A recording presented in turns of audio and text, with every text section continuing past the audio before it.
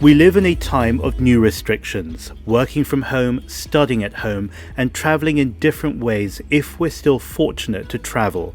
That experience was familiar to people in China, where the first outbreak was detected, and coming as it did right before the Spring Festival in January 2020. Like Christmas and Thanksgiving, the Spring Festival at the start of each year and Golden Week every October are the biggest holidays in China. From schools to offices, life shuts down so that millions of people, sometimes as many as 700 million, can either travel home to their families or visit a country abroad. To put this in context, the Spring Festival is the biggest annual human migration, with Golden Week not far behind. 2020 was obviously very different. Surreal images of deserted airports, bus stations, and train platforms became emblematic of the outbreak and its impact on life in China. Even when lockdown ended, 14-day compulsory quarantines were put in place for domestic arrivals into major cities to slow the virus by slowing movement. It was a huge cost to the tourism industry. Since the year 2000, the number of domestic air travelers in China has multiplied by 10. By 2018, 611 million people got on a domestic flight that year on their way to destinations like Yunnan, Hainan, and Chengdu.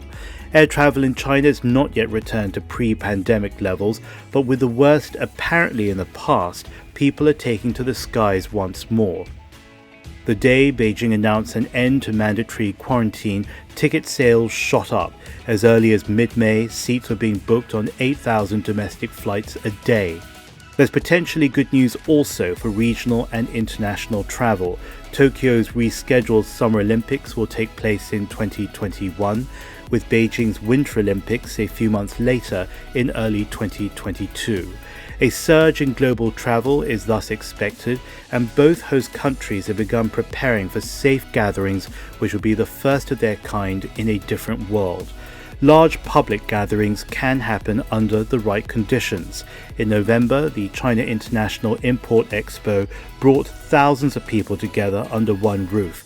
And with its own aircraft, the Comac C919, China could be ready soon to carry global passengers once travel is back up and ready.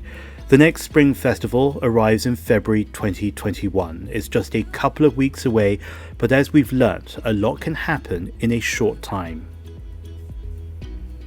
Hi, I'm James Chau. You're watching The China Current.